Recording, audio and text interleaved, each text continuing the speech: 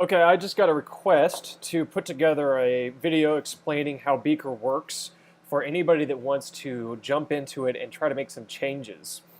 This is going to be kind of rough. I just threw this together real fast. And the code, of course, it's work in progress, so I'm not by any means going to say that this is the most elegant possible set of solutions, but this is going to be a quick way to get you involved. Let's start first of all by explaining how the architecture works at a high level. We're built on top of Electron, so this is actually the Electron architecture. There's a main process that runs in the background, and there's no visuals attached to the main process. But it's a single thread, and it ends up coordinating all the different behaviors. On top of that, there are multiple other processes which handle all of the UI. The browser windows are called the renderer processes. And for each window that you create, you get one renderer process. Inside of the browser windows, we have multiple different web views. And we use the web views primarily to contain the tabs of pages that the users are visiting. So to help explain that, if this is the normal view of Beaker here, the browser window itself is the renderer, so the entire window is the renderer, and then within it, the content is a web view. And the renderer and the web view are separate processes, and they have to communicate each other through communicate with each other using messaging. They also communicate with the backend using messaging. This is probably the most important slide right here. This is a breakdown of the different responsibilities of the different processes, and there's a pretty close mapping between the different processes and the way the code is organized. The main process is obviously the most important. Here is where we have the protocol handlers, so the code that handles how we react whenever you go to a DAT URL or to a Beaker URL. We have a set of databases that are SQLite databases. This is stuff that contains information relating to a site. That might be permissions or favicons or any other sort of incidental information we want. As well as the profiles database, and that's information that the user has created. Their library of data archives, for instance, is saved inside the profiles database. We do any networking that's custom networking inside the main process. So the DAT network logic and all of its behavior is inside the main process. Web API handlers are inside of the main process. So anytime there's a call by a web page to one of the custom APIs that we've created, what actually happens is that there's a RPC call to the main process, and it handles whatever it needs to do and sends the response back to the web view. Finally, there's also the many other tasks you would expect, like window management, creation of menus, handling of permissions, and anything related to the operating system, such as an event. One event being, for instance, if the user clicks on a DAT URL in another application, we'll get an event from the operating system saying, hey, please open up this DAT URL for us. So that's the kind of operating system related stuff I'm talking about. The renderers, again, this is the windows, the browser windows. We call this the shell window inside of the code. So this is going to be any browser UI. You're going to be handling the tabs, for instance, the address bar, any menus and prompts that are related to the browser UI. There's also all the code that manages the different web views. Again, the web views are basically the pages that the user is currently looking at. You can think of them as being the pages or the tabs. And so they're all managed by the shell window code, which is run inside the renderer processes. Now we're getting away from the process architecture and just one of the more high-level concepts of Beaker, and that is the built-in pages. There are actually many different built-in pages. There's the sort of obvious ones, the start page, the bookmark page, the history page, the library page, things like that.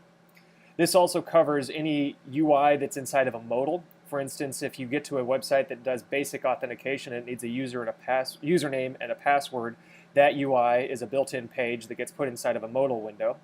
The same is true for the modals that create data archives, that fork the data archive, that lets you select a data archive. These are all built-in pages.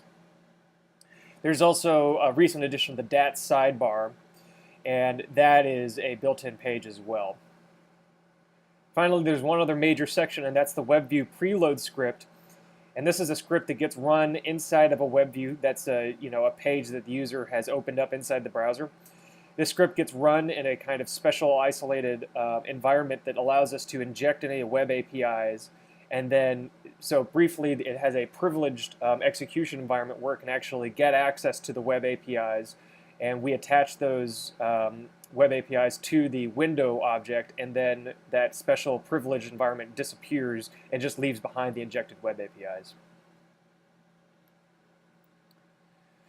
So hopefully you can read this. This is explaining at a high level the organization of the project. I'll move over to the code in a second for you to look at it directly.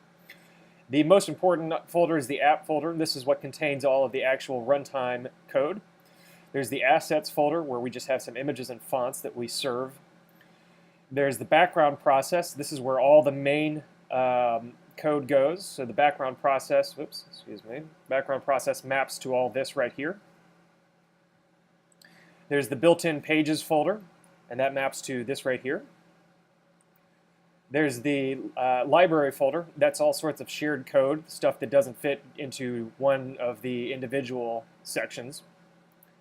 There's the shell window code, and that's what maps to this code here.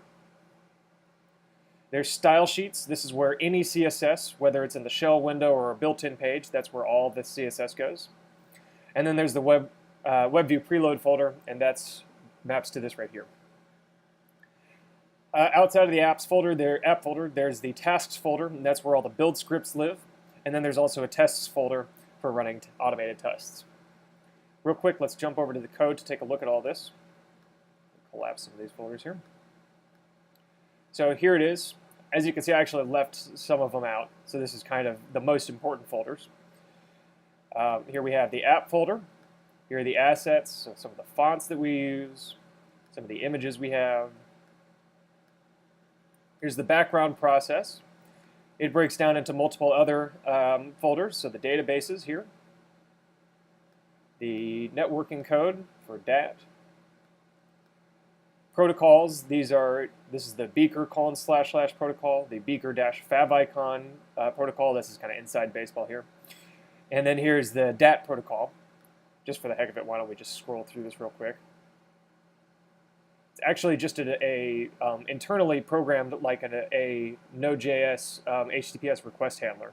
You get a request object and a response object, and then we provide the logic for how it's served. And we do a lookup, and once we find the entry, we serve it way down here. So pretty fat, about 300, 400 lines. Okay, then we have the UI folder in the background process, and this is where things like the basic auth modal is set up, context menus are set up. We have the logic for handling downloads, the logic for creating modal views, and so you can see the different modal views that are baked in. Logic for handling permissions from the back end. The top level window menu, that's this kind of menu up here. And then window management code.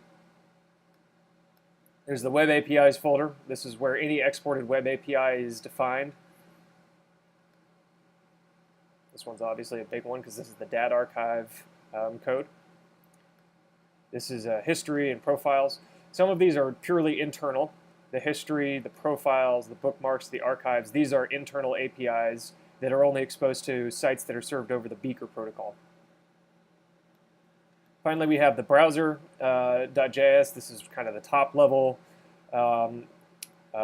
script for setting up a lot of the basic browser tasks and also just exporting a couple of APIs. And then here's the file that exports the web APIs. So here you can see the individual exports for the internal APIs. Here's the external API. This is some legacy code. If you ever have to touch it, try not to use that. You want to follow this pattern here.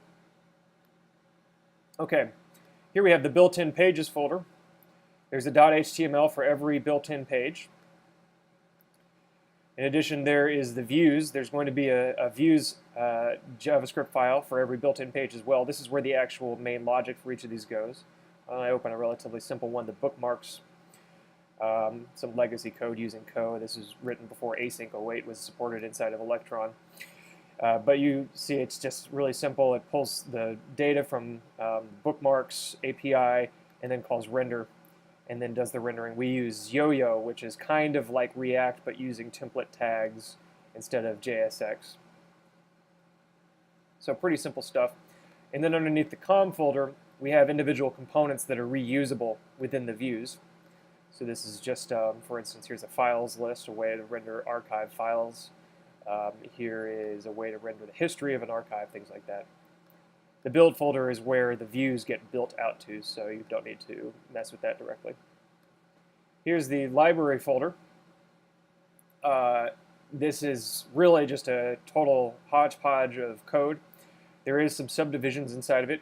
The BG is stuff that's really pertinent only to the background, so that's the background process. FG is stuff that's only going to be pertinent to front-end code, so stuff like, let's see, the Markdown renderer, a tool for, this is a vendored piece of code for pulling out the dominant color inside of an image, so it's going to use front-end APIs to do that. Here we have the API manifests. Every API that gets exported from the background to one of the processes, whether it's the renderer or a WebView, has a manifest which defines what the functions are and then what their signature is. With a really simple, all we want to know is whether or not what's going to return, basically. So most of them return promises. Some of them can return streams. There's actually other kinds that can be done, but pretty much always you're going to want to use a promise and maybe a stream. And then here's some of these internal ones, so the archives, management, bookmarks, things like that. And under the web APIs, we have code that basically wraps around the exported APIs to give it a nice interface. So this is the Beaker.js one. I believe currently this is all internal stuff, so we just create this giant object, the Beaker object, here and attach it to the window, and every API gets attached to it. Some of these things can't just be done by a straight export. For instance, the create and fork, we actually need to wrap around so that we can have it return a dat archive object. So that's why we have the web APIs .js, is because we can't just take whatever is spit out by the import API. We want to wrap around and add some behaviors. A lot of it has to do with, for instance, event streams. The biggest wrapper is the dat archive object. This is a class that wraps around the exported API, or the imported API. So this is how that's defined. And for the sake of simplicity, I'll just jump straight over to how that gets pulled in the WebView Preload, just so you can see here's that dat archive being pulled from the lib/web API/dat archive. And if you're on one of the domains that is allowed to use it, and this is actually enforced internally, but we only want to attach the object if it's allowed internally as well, so we attach the object to the window here. We'll get to the WebView Preload in a moment. And then we have a number of different files inside of lib that are important, a bunch of constants, stuff related to utility code, what this sort of stuff is. Here's our node module, skip over that. Shell window, this is all the code that has to do with this right here, browser UI and WebView management. So this tends to be somewhat complicated, of course. You'd probably not be surprised to hear that. So probably the biggest file, the kind of central bit of logic in the shell window folder is the pages file. This is kind of enormous, but this is the one that handles the web views. It manages the web views, creates them, tracks all this information. So whenever you create a new page, it tracks all these different attributes on it, and provides methods for working with them. And then down here, it registers all these different event handlers for changes in the state of a web view. So then there's also things like how this is the code that handles swiping left or right with your keypad to automatically or to quickly go back or forward in your navigation. Here's some code for receiving commands from the front end, or excuse me, from the background process, and this is mainly for handling menu actions. So if you hit File and New tab, for instance, this ends up sending a command over here. So this is actually kind of an alternative system to the RPC exports. I don't know if that clarifies anything, but that's what it is. Here's a lot of that UI code. For instance, here's the nav bar rendering. Here's the prompt bar rendering. This is if you get like a permissions prompt, it uses this code here. Here's the sidebar rendering. So whenever you open the dat sidebar and you're looking at the file listing and things like that, here's the code for managing the existence of that. This is actually one of the cleaner pieces of code. I'll admit that most of this code is pretty tough to get into. Status bar, this is what shows like what you're hovering over, that little gray spot down at the bottom left. And the tab rendering. Finally, we have the WebView Preload. Most of this stuff is small little API management things, like attaching new APIs to the navigator.permissions. This is internal. I wouldn't worry about that too much. This is implements window.prompt, and this is a little hack fix that we had to implement. At the top level of the app folder, we have, for each of these different folders for the most part, or at least for each of the different processes, we have a main.js. So background process.js, here's the main entry point for the entire application, actually. Good place to start if you really want to see, thread through what's going on. Markdown renderer, this is a script that gets injected into any .md file that gets rendered. And this is how we do the markdown rendering. The shell window, the .html, as well as the .js. This is the entry point for the renderer process.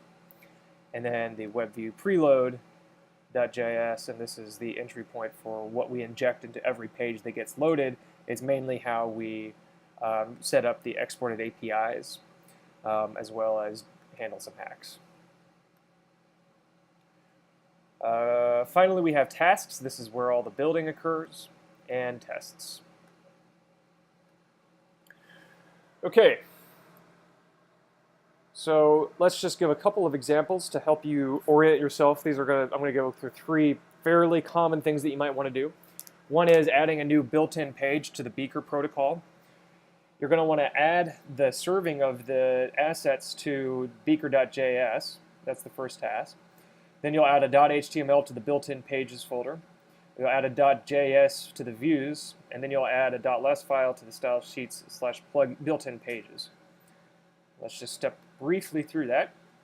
Go to the background process, protocols, beaker.js. This is a giant if-else file. I'll make no apology for this one. Well, actually, I think I do somewhere in the code already, so I don't need to do it again. So every asset that the Beaker protocol serves, it's inside this giant if-else. Yep, that's how we did it. So, for instance, here's the settings page. If you go to the Beaker settings, it's going to serve the built-in pages / settings.html. Here's main.js being served, right? So just look at this code. You'll be able to see pretty quickly what you need to copy paste.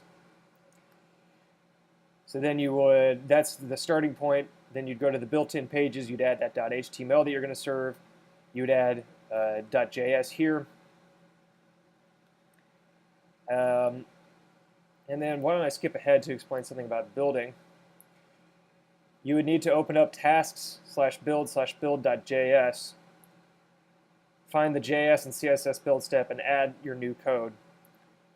So we open up tasks, build, and here we would add the .js. So if this is a built-in page, we'd go like here. Let's say we're making a new built-in page called, let's just call it demo. So I'd copy one of these lines, and I'd add demo. And so that will cause us to add a demo.build.js to built-in pages build. And then I would want to add a demo.js here. And that's how that would be done. And now we would have a build produced whenever we run build next, and that would serve correctly. For a built-in page, you go to Style Sheets, Built-in Pages, and add a .less file. And as I point out here, any .less under the Style Sheets / built-in pages gets automatically built to a .css. So I would just add a demo.less here.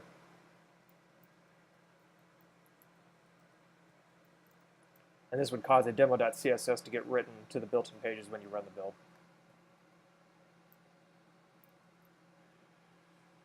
Okay, so much for that example. Next, adding a web API. You're first going to want to add the handling code in the web APIs folder of the background process, and then you'll export it from webapis.js underneath the background process. So let's look at what those are like. So we would add our handling code under this folder. So we'll go with demo.js. We'll export function foobar. And I'll just return hello. And then we go over to the web APIs.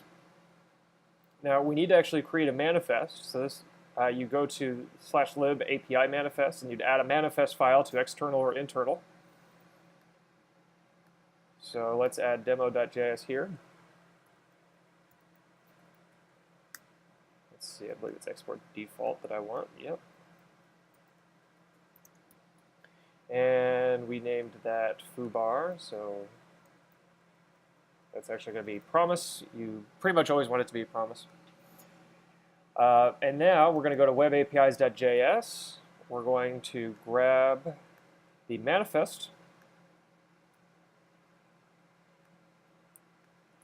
And then we're going to grab the actual implementation.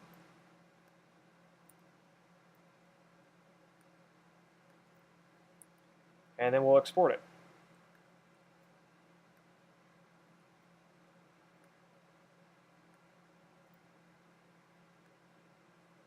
It's pretty simple so far. This right here is a permissions enforcer. You can just go ahead and look at these definitions to see how they work, but basically they are looking at the origin of any page that's sending a request to these APIs and saying, okay, based on the origin, are you allowed to even access this API in the first place? Secure only is defined right here to say whether or not the origin is either the Beaker protocol, the DAP protocol, HTTPS, or from localhost. And if the sender's URL matches that, we'll allow it. Internal only, meanwhile, you have to be a Beaker protocol to handle that. And you could make another definition of what's allowed if you need it. So that now we've exported the API, but next we need to import it. So for that, we're going to go to lib web APIs and add the import interface. And then we'll go to WebView Preload to actually export the input, or excuse me, import the API. So we'll jump over to lib. Let's orient myself so you can see here. Go back to lib, web APIs. You can see this is where the datarchive.js is, so we'll add one here, demo.js. Why don't we copy from over here to make life easy. And we will, let's see, just need this, I think.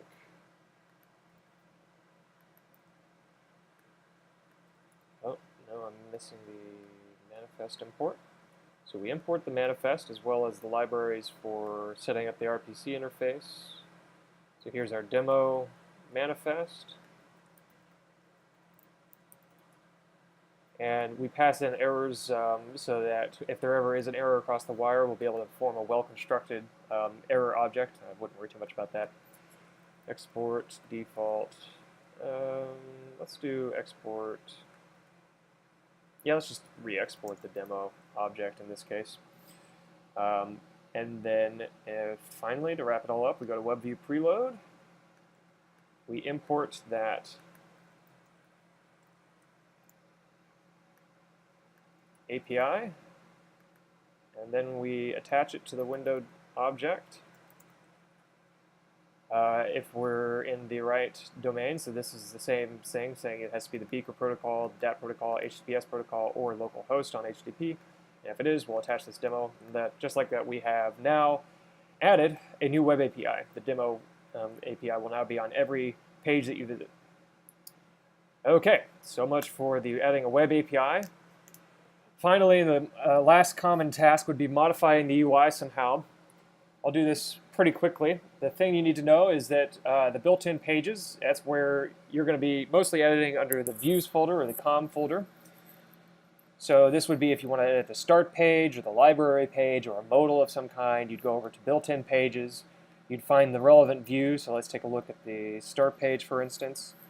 And you'd go down to the rendering code somewhere inside of here. Where is that rendering code? Let's update. And we'd add our exclamation points or whatever it is that we're going to change. So now we've updated the start page. So start any built-in page you're going to be editing here or inside the com because those are the components that make up the views. Let's see. There may be some related utility code inside of the lib, but probably not most of the time. Shell window, this is where the browser UI code is. So I'd go to the shell window, UI, and let's say I wanted to change the nav bar. And there's a big old render function inside of here. And so let's say I'm tired of that zoom control, so that's gone now. And finally, the style sheets. All your CSS will be under style sheets. We use less. And so I'm tired of the start page not having a red background, so let's jump over to here and set that background. Let's get rid of all that. That's garbage. Background obviously needs to be red. So those are the 3 examples. Again, I was touched on this earlier. If you most of the time you're going to want to follow this flow here. You're going to open tasks, build.js. You're going to look for where the JS and the CSS are built, and you're going to add the lines you need. It's going to be some copy pasta, no big deal. npm run build to do a build, npm run watch to build, start, and then keep doing automatic building anytime a file changes. One last gotcha to know about, there are actually 2 package JSONs.